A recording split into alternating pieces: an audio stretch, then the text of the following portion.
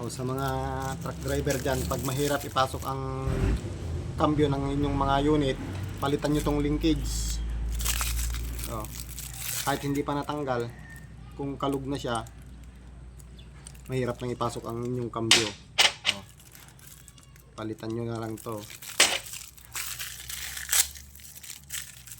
Siguraduhin lang na magkasing haba yung original niya, kasi pag maiksi yan, magbabago yung clearance ng cambio ninyo. Gaya nito, ito, bago din yan. Saka yung isa, selector at saka ano.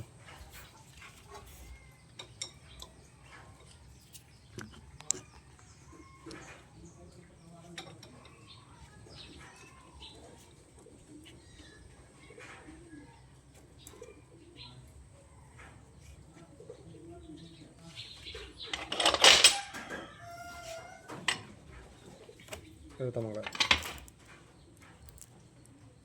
Sige.